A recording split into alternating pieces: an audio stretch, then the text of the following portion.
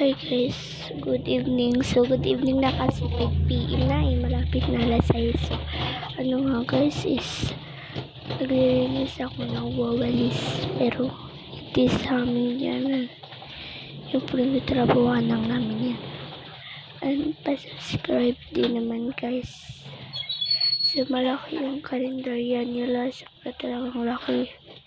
Siyempre napapasok ako pag nakasama ko dyan kapag walang pasok. But sometimes lang naman.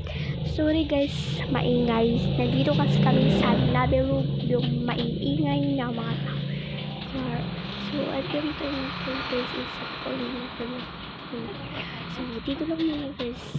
Yung voice ko dito lang muna pero yung video hindi pa. Magwa 1 minute at ang video ko.